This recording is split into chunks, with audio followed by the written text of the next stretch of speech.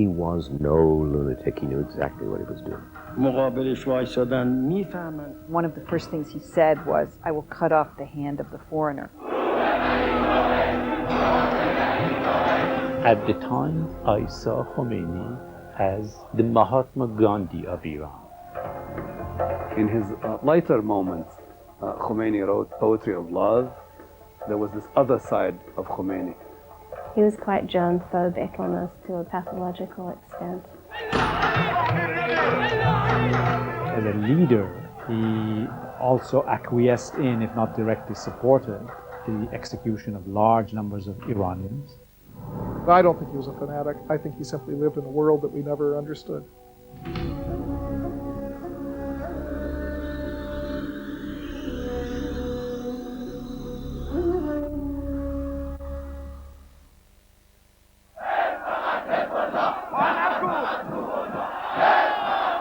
He is arguably one of the most despised figures of our time.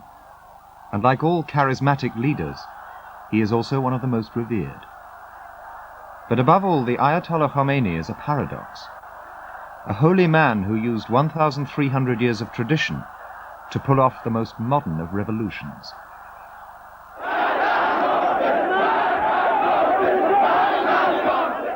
The Ayatollah Khomeini emerged on the international stage in 1978 and eventually came to symbolize one of America's most embarrassing diplomatic disasters.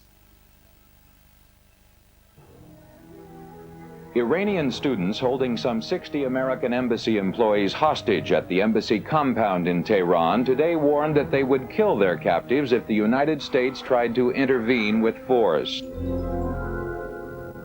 Under the Ayatollah, thousands of Iranians were executed. Personal freedoms vanished.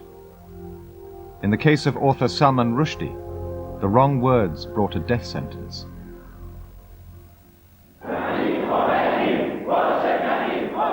There's this view we have of him. It's this easy view that Khomeini tried to drag Iran into the 7th century. We are dealing with a highly political man. That he wore a turban was accidental.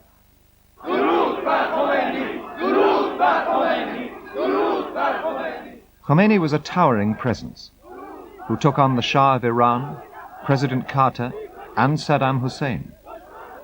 Yet he has remained an enigma who revealed nothing of himself. And over time, fables and legends grew up to replace hard facts. The result is a story filled with lingering doubts about his date of birth, about how he was raised. Even the most traumatic event of his early life, the murder of his father, remains unsolved.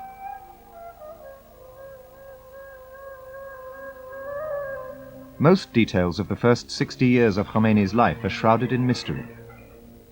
The facts, like the veiled women of his revolution, are kept hidden from the prying eyes of the outside world. It is perhaps a fitting legacy for the mystical cleric and philosopher who became a ruthless dictator.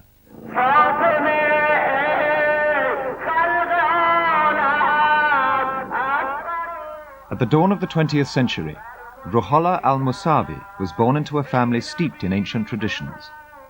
They lived on the fringe of the Iranian desert, in a mud brick house in the dusty hamlet of Khomeini.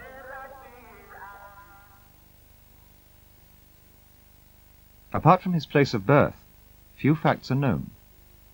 Many of his followers claim that Khomeini was born into a poor peasant family, but surviving family members tell a very different story.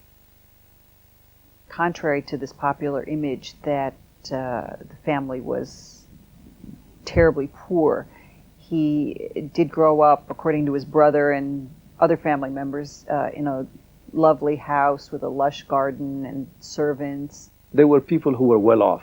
They were landed people. So, he did not come from the underclass of his society. But very few leaders who organize the underclass come from the underclass. In turn-of-the-century Iran, a religious pedigree could be as important as money. And it was for this reason that Khomeini's family was best known. The family traced its lineage back to the Prophet Muhammad, and both Khomeini's grandfather and father were religious scholars known as mullahs.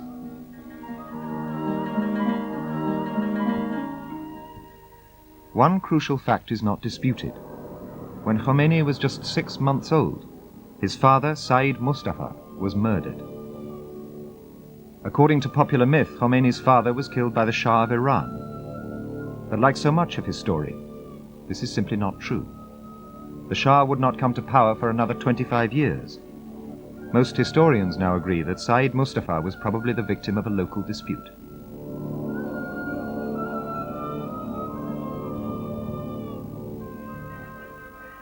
The young Khomeini seemed destined for a solitary life. When he was just 6 years old, both his mother and aunt died of cholera. Suddenly, Khomeini was an orphan.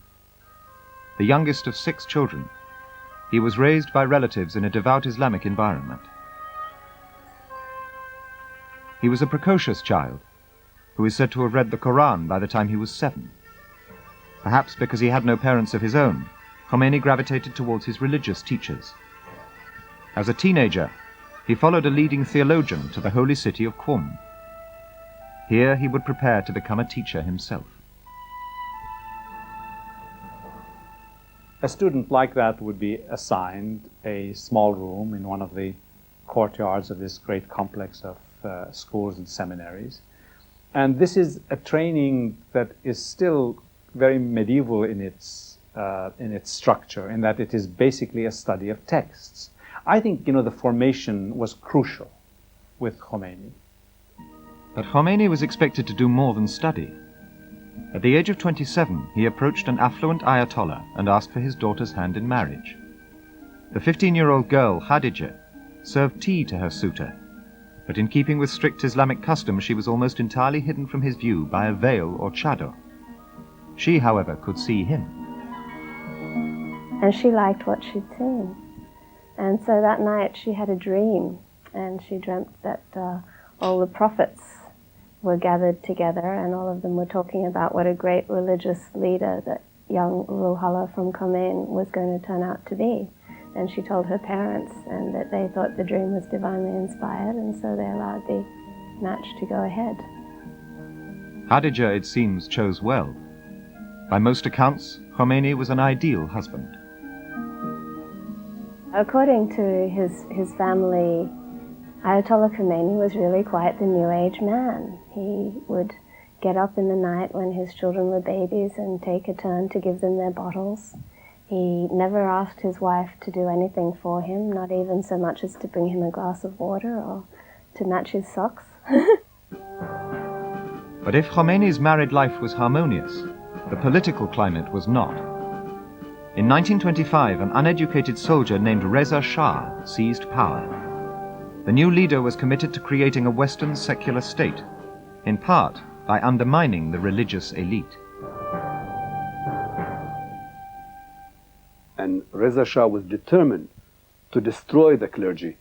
At one point, we know he stormed into one of the seminaries in Qom and personally whipped one of the mullahs. And Khomeini, as a man, felt this, the force of this grievance, and felt the heavy hand of Reza Shah. Khomeini took the Shah's actions very personally, for religion was both his tradition and his profession. The Shah was in effect attacking all that Khomeini stood for. And when the Shah ruled that women were forbidden to wear the chador in public, he made an enemy of Khomeini's wife, Khadija, as well. She didn't leave her house for more than a year when the prohibition on the chador was being most stringently enforced. And Khadija stayed at home even though their home had no bathroom, which was fairly typical of simple homes in Iran at that time. And she needed to go to the public bathhouse. Well, she had to go without that. In the 1930s, Khomeini, like his mentor, began teaching at the seminary in Qom. He was known for bringing politics into the classroom and urged his students to be moral in the face of oppression. He always said the most important holy war that a Muslim can carry out is not the external war, but the internal war, the mastery of self. And I think young seminarians found all that very exciting. Khomeini may have been popular with his students, but he could be strict with his family. During the 1930s, Khomeini had 8 children. His daughter Zara has said that Khomeini imposed the same austerity on his sons that he demanded of himself. He had two sons, and Zahra says that she remembers one of the few fights between her mother and father was over the mother's having bought a ball for Ahmed to play with, and he didn't believe that his son should be spending time frivolously by playing ball.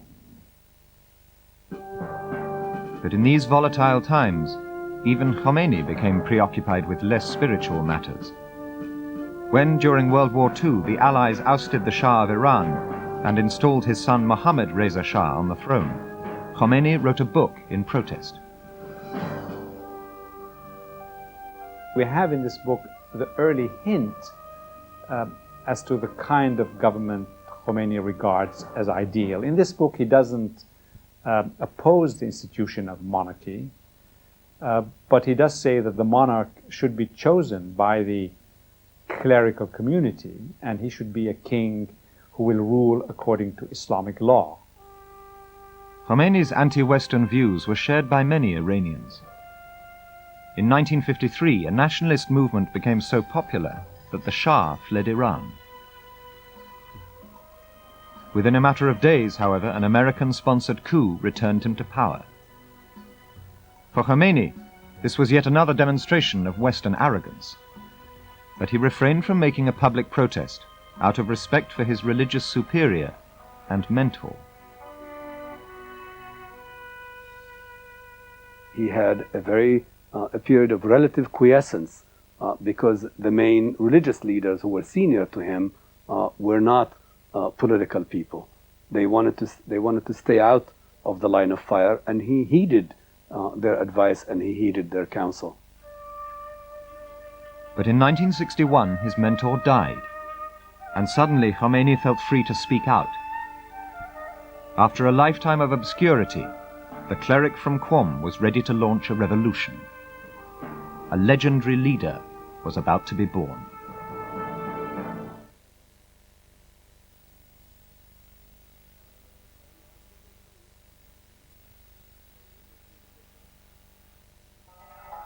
By 1963, Khomeini was a senior cleric in the religious center of Qom. He had risen to the level of Ayatollah, meaning literally reflection of God. Revered for his uncompromising dedication to Islam, the Ayatollah Khomeini, who had fathered 3 sons and 5 daughters, had grown more lenient in private. According to one daughter, he was a doting grandfather.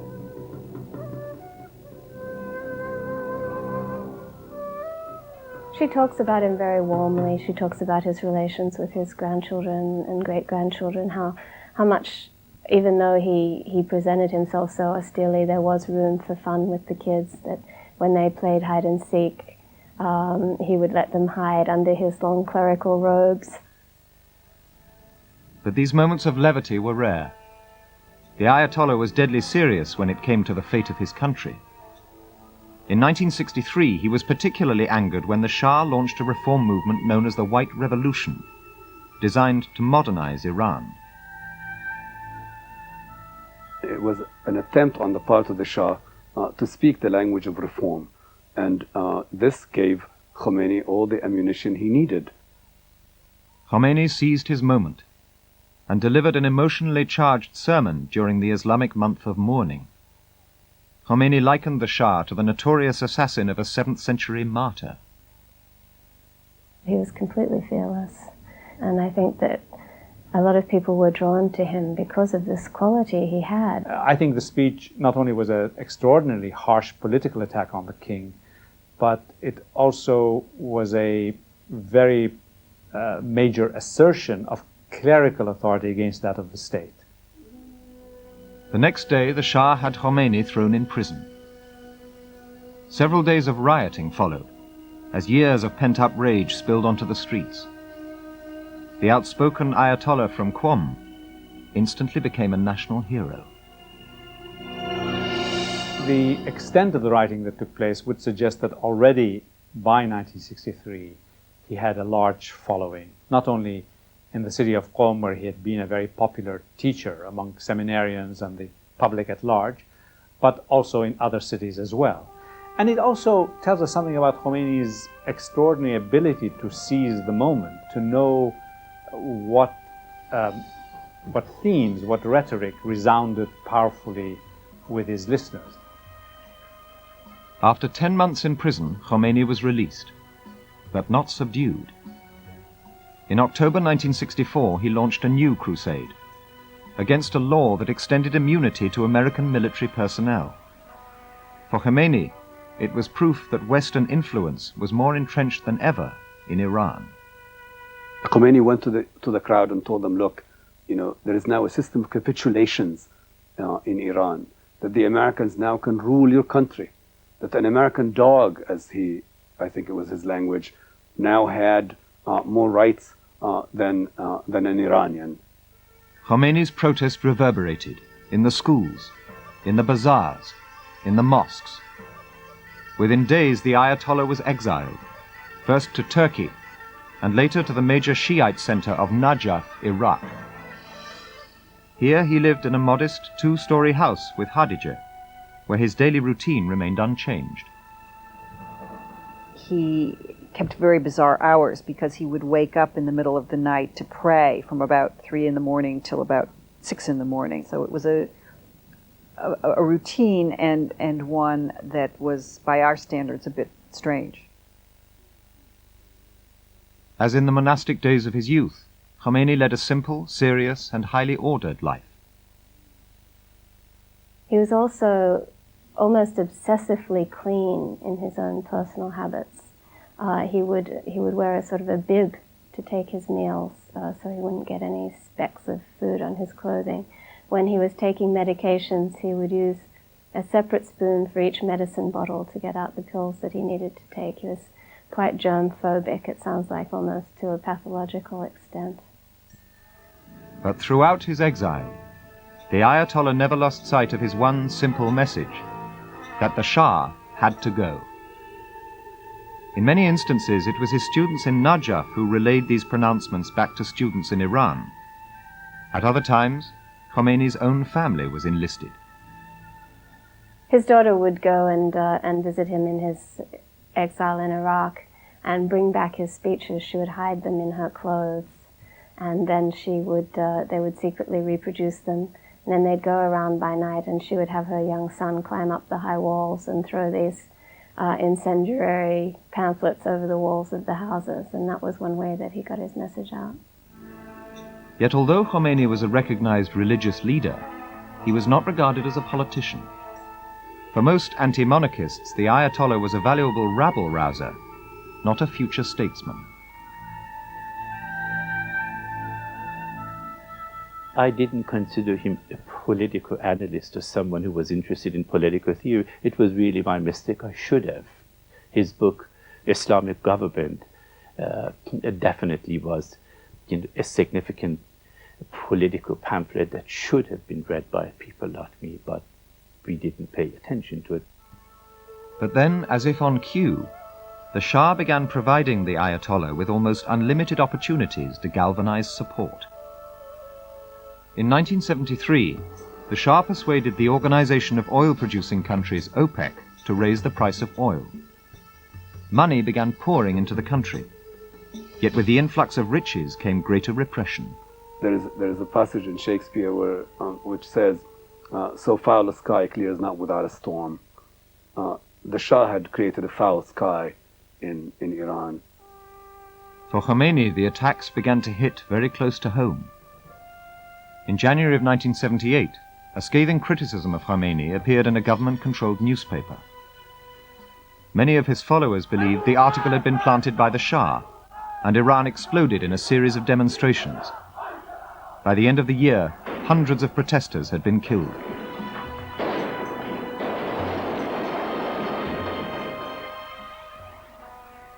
Khomeini publicly blamed the Shah for the deaths.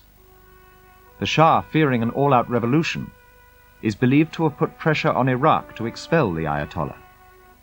Iraq complied, and Khomeini fled to France, where he settled into the Paris suburb of Neuf-le-Château. Apparently, when he was driving from the airport to the house, he didn't look out the car window once because he didn't want to be corrupted by any visions of the hated West. Once he settled in, there were other adjustments to be made. The cleric who had become so used to the monastic life found himself in a very modern world. The suburban house that had been obtained for him had a Western-style pedestal toilet.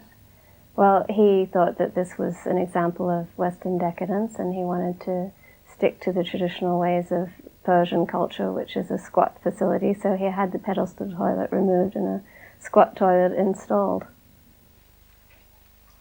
But even in the suburbs of Paris, Khomeini observed his time-honored routines.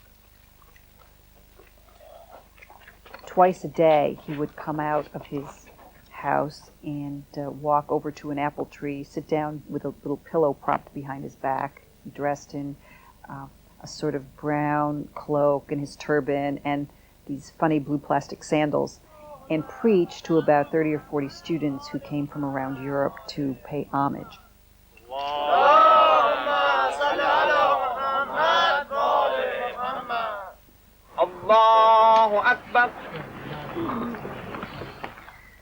It was a very quiet, serene atmosphere in those days, and I looked at it just as an interesting sort of feature story on a funny old religious man who thought he could bring Islamic revolution to Iran. Allahu Akbar. There were people who came back spreading the good news that this was a humble man, a simple man who just simply wants the good of his nation, and when the time comes he will bow out and he will leave politics to those who know politics.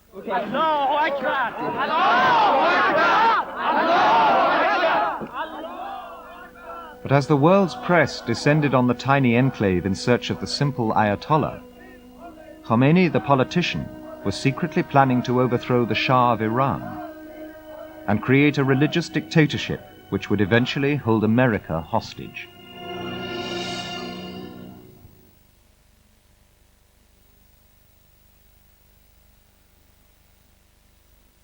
The Vikings. They had no empire, no capital city, and no king. At their strongest, they were only 300,000. By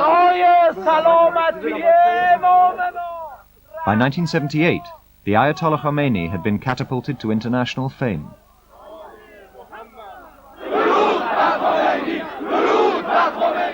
He was an unlikely celebrity, a grandfather in his late 70s, whose world was centered on the 7th century Quran.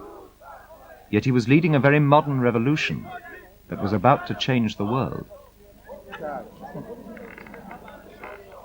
It was a masterful media operation, which was very strange. It was the first cassette revolution. He had a whole staff of young students who turned the garage of one of the houses into a sort of cassette reproduction center. So he would give a sermon, they would tape it, and they would mass produce it and ship it back to Iran. It really was a media revolution, and we were complicit. But while attention was focused on Khomeini, his archenemy the Shah was rapidly losing ground.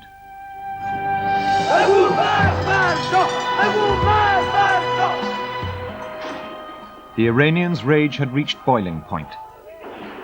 The country exploded in a new wave of riots and strikes.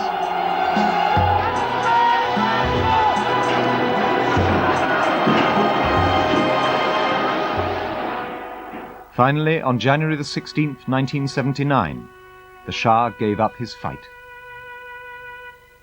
And it's the most exhilarating, the most joyous day of my life. I had never seen Tehran to be in such a mood of celebration. For Khomeini, it was an unprecedented victory. After 14 years in exile, the Ayatollah came home.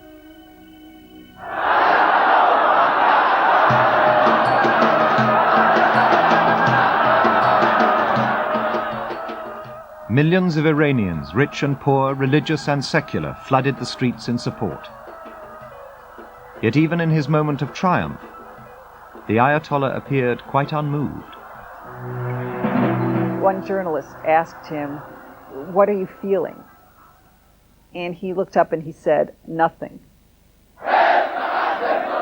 In the true tradition of Shiite Islam, he covered over his true feelings and just acted as if this was business as usual. It was, of course, not business as usual. Khomeini's return was cast in a messianic light. He was seen as a spiritual guide, one who presumably would not be involved in the earthly matters of government. At the time, I saw Khomeini as the Mahatma Gandhi of Iran, someone who wants to introduce an element of nativity, tradition into the political order, someone who is not interested in power, someone who does not see himself as the next head of state. But slowly, the true nature of Khomeini's revolution began to emerge. No longer a symbolic leader, Khomeini was in fact running the government through a radical revolutionary council of Ayatollahs, with networks that reached into the nation's seminaries and mosques. The Revolutionary Council directed local mullahs to become foot soldiers in an undeclared cultural war. Suddenly there were reports that residents were being arrested for drinking, for listening to music in their own homes. On the streets, women were forced to wear veils. Revolutionary tribunals were established, and within months, as many as 600 supposed traitors were executed.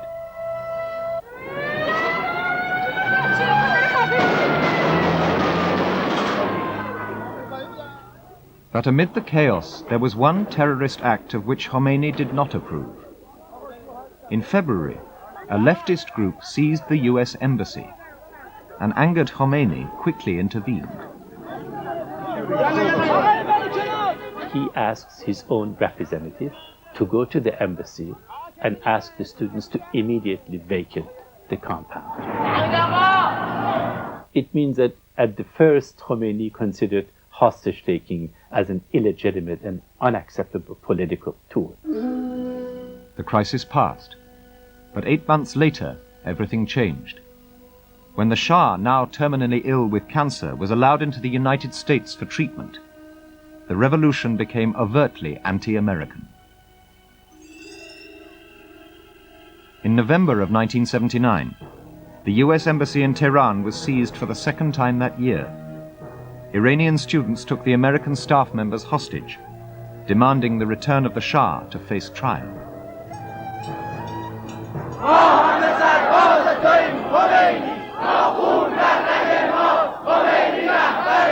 There was sort of this carnival atmosphere. There were people hawking peanuts and beetroot and souvenirs, and whenever the TV cameras would turn on, the crowds would go crazy and scream "Death to America."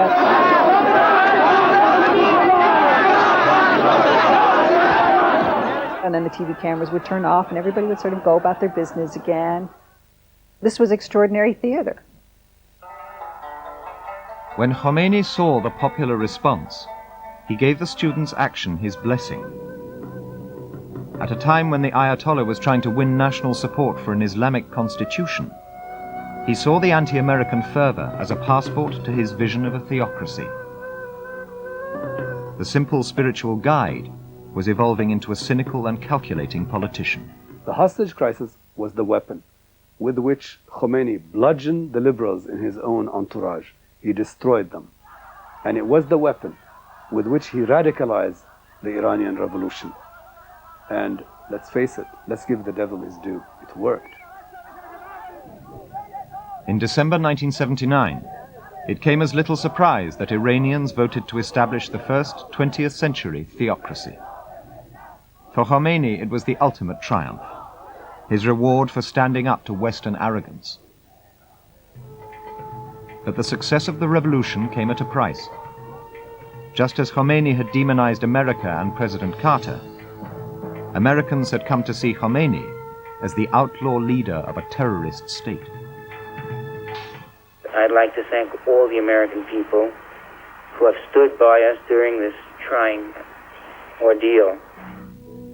As the hostage deadlock dragged on, Khomeini found himself in an international crisis far beyond his experience. Let's just hope it's over soon. That's all.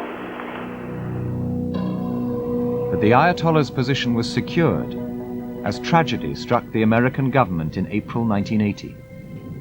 6 months after the hostage crisis began, President Carter authorized a covert and ultimately disastrous rescue mission.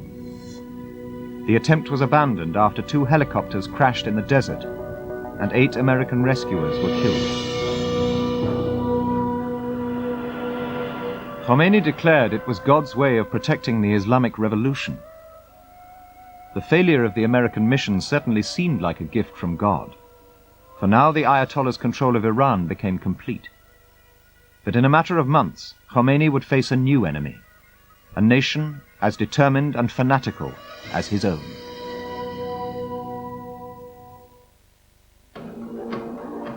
By 1980, the Ayatollah Khomeini had achieved the impossible. He had ousted his enemy, the Shah, humbled the United States, and created the 20th century's first theocracy. In July, fate delivered him one more grim reward. The Shah of Iran died in exile.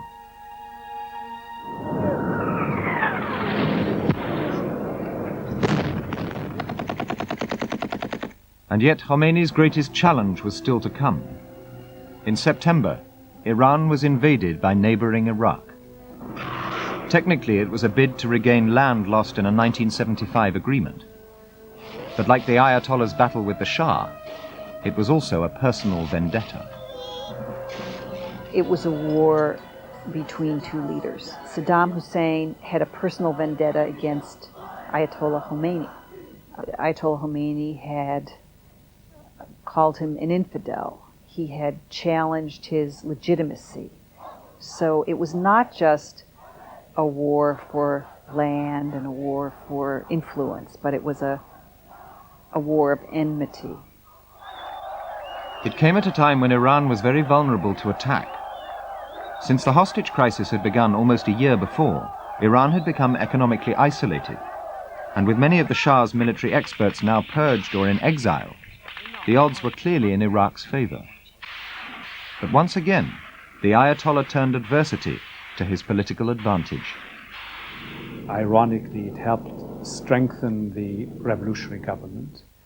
Once Iran was at war with an external enemy, it became possible to mobilize the country again and to unify it behind this very major endeavor. It also became easier to silence internal dissent with the excuse that the country was fighting an external war. Drawing once again on the passionate rhetoric he had used against the Shah, Khomeini mobilized a fanatical army of young would-be martyrs.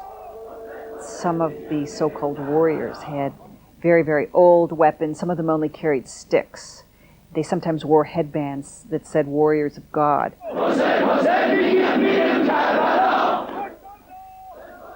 Although his war was fought in the name of God, Khomeini's unbending principles could be surprisingly flexible. According to the former UN ambassador to Iran, when Khomeini learned that vital military equipment on offer from European arms dealers had originated in Israel, he still approved the purchase. Khomeini replied, "We are not religiously obligated to ask him where they get the merchandise. Go and purchase the spare parts." Which was the beginning of a sustained trading in military weapons and spare parts with Israel during the entire war period. And the Israelis were selling arms to Iran because they didn't want Iran to be militarily defeated by a regime they considered to be far more dangerous. The time had come to reevaluate the hostage crisis as well. President Carter had frozen billions of dollars worth of Iranian assets. Now that money was desperately needed for weapons. There were also other issues to consider. The Ayatollah felt that although he had easily defeated Jimmy Carter, Ronald Reagan could prove to be a tougher opponent. Negotiations began in the autumn. And in January of 1981, after 444 days in captivity, the American hostages were released. The planes bearing our prisoners left Iranian airspace and are now free of Iran.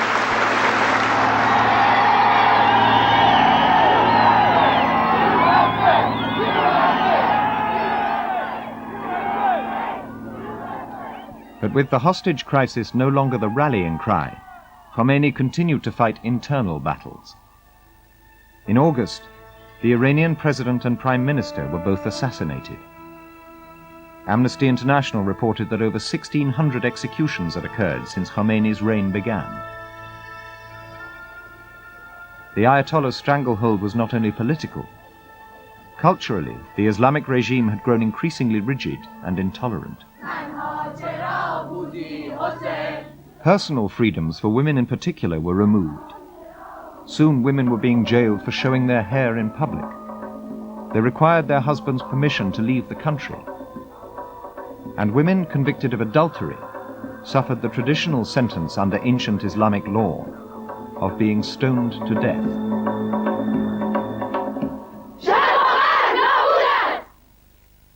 Yet Khomeini's fundamentalism proved surprisingly liberating for the women of Iran. Once they were covered, segregated, and regimented, the Ayatollah gave them an active role in the revolution. Suddenly here was a cleric who was telling them that they had not only a right but a responsibility to be out in public life. And when it comes to women, we think of him as a hardliner on women's issues, but in fact in the Iranian spectrum he was a moderate. When it came to Saddam Hussein, however, the Ayatollah was anything but moderate. In 1982, Khomeini declined a ceasefire with Iraq. Despite the odds and the terrible toll the war had already taken, Khomeini was determined to win at any cost. At that time, Khomeini, which was the peak of his megalomania, he thought that he could do the same thing to Saddam as he did to the Shah and President Carter in his mind. So he wanted to export the revolution. He saw the defeat of Saddam Hussein as an important step. Khomeini did not accept a ceasefire until 1988, but by then Iran had been ravaged by 8 years of war and almost 10 years of internal chaos. Yet despite his failure to overthrow Saddam Hussein, Khomeini managed to rally his devoted followers and shock the world one last time.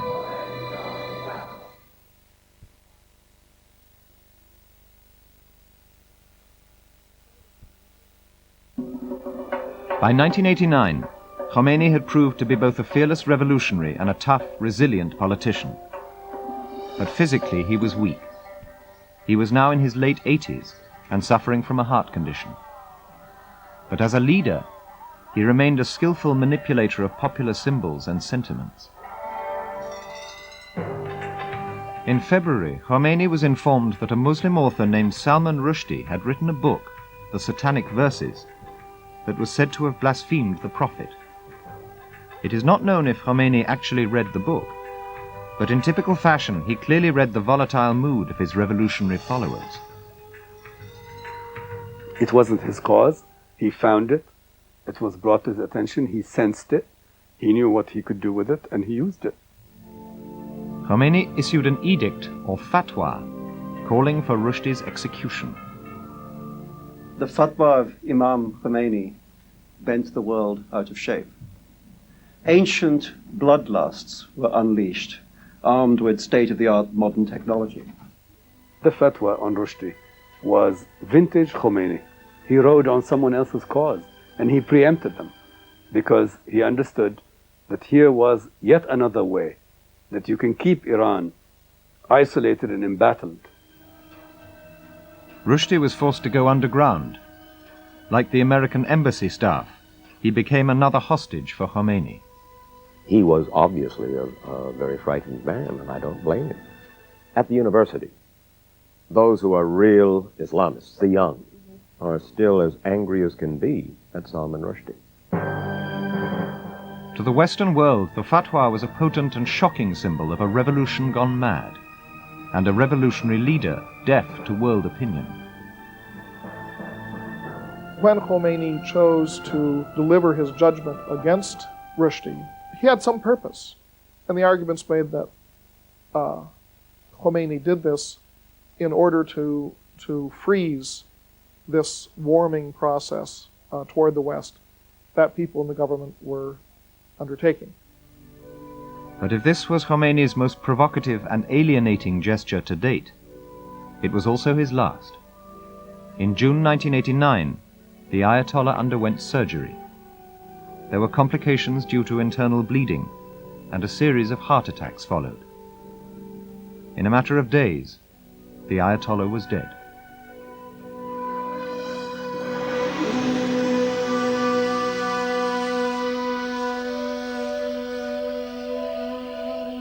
The funeral was, like so much of Khomeini's life, at once spiritual and political, symbolic and sincere.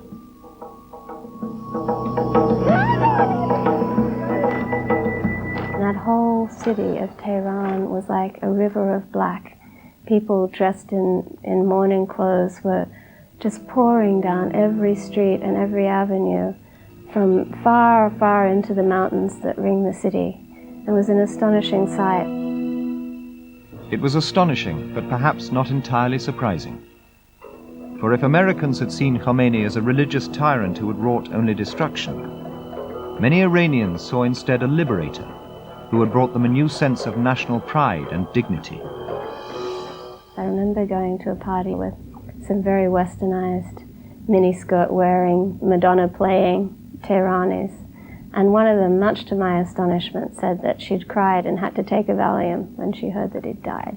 She still respected the way he'd stood up to the West, and she said nobody in their history had done that before. I think he gave a lot of Iranians a real pride. It is an ironic legacy. The simple cleric who rose to defeat a dictator, only to become one himself. Once he was in the position of power, his absolutist and self-righteous ideology expedited and intensified the process of corruption. But he proved that even a 75-year-old man could be deeply corrupted by power. Khomeini, to a certain extent, was a mirage. He was all things to all people, and yet, in many ways, not any of those things. He was a brilliant politician, a victor of circumstances. Khomeini's legacy, like his life, is a mass of contradictions.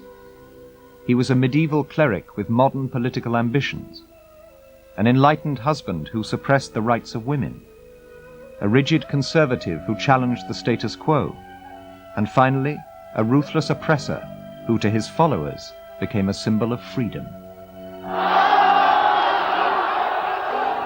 Khomeini will stand out as one of the at least half dozen most important figures of the 20th century.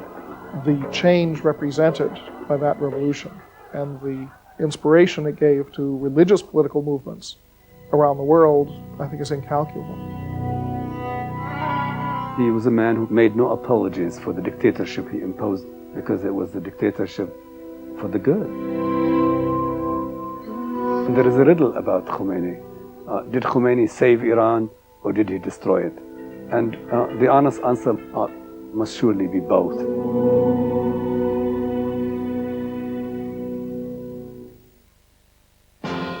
The biography you've just seen was viewed prior to broadcast by members of the British Muslim community. They expressed their concern about its objectivity in parts. The History Channel strives for the highest standards of objectivity and accuracy, but we recognize that the interpretation of historical events will always be argued by historians and participants on both sides of those events. We therefore welcome debate on historical points of view and have offered members of the British Muslim community a right to reply to the contents of this program.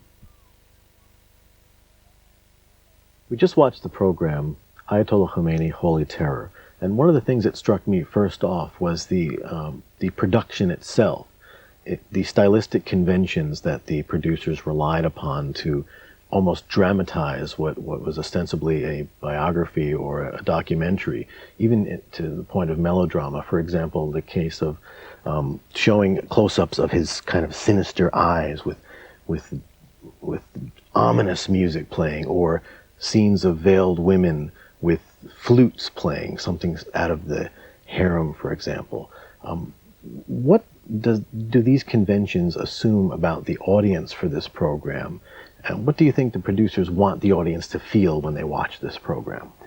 First of all, obviously the documentary is playing up to all the stereotypical images of Muslims, and unfortunately it assumes that the audience is ignorant or playing up to their prejudices, which I personally do not agree with. I think the audience, I'm sure, is far more sophisticated than that, and they'll be able to see through these kinds of techniques that are being used to influence their thinking about Imam Khomeini and his personality. Perhaps the stylistic conventions are sort of a cover maybe for some of the more gross factual inaccuracies in the program. Could you comment on some of those? Yes, certainly. For instance, we saw in the documentary people hanging from cranes. Now, these are photographs from the time of the Shah. I mean, it is unfair to project that image onto the image of the Islamic Revolution or part of Imam Khomeini's legacy. Beyond that, in fact, there are certain omissions.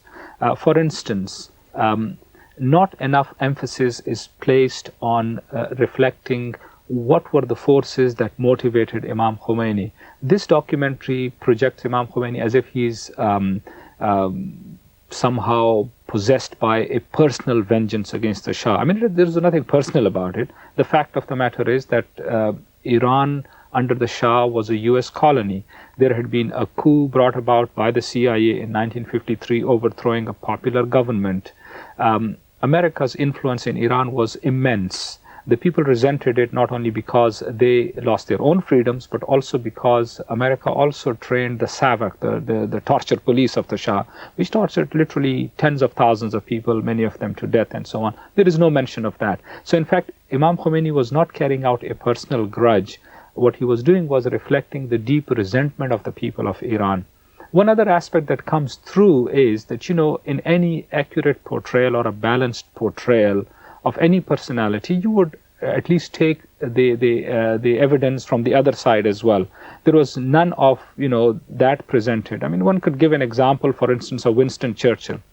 If you wanted to make a biographical sketch of Winston Churchill, would it be fair to just have the Nazis and some of the Soviet agents who escaped from Britain, like Kim Philby or Maclean's or Burgess and so on, to give their opinions and not have anything of Winston Churchill's colleagues to comment on his life? I mean, it would be a very inaccurate portrayal. And these are some of the things that I think are missing in this documentary. It seems that what they're trying to do is to leave us with some remembrance or a legacy, perhaps, of Imam Khomeini, incomplete as it is. Could you comment in the brief time that we have on what you think that legacy is, both for Iran and for the Muslims? Certainly. First of all, Imam Khomeini was not a brutal dictator as they present him to be.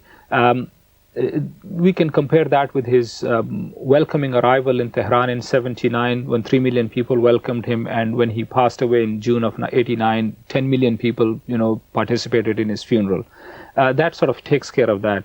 The other aspect is basically the very fundamental legacy of Imam Khomeini, that he has shown to the Muslims of the world and other oppressed people that you can bring about change in your society through your own value system. I think this is a very powerful message that resonates throughout the world, particularly in the Muslim world, and its impact actually is felt around the world.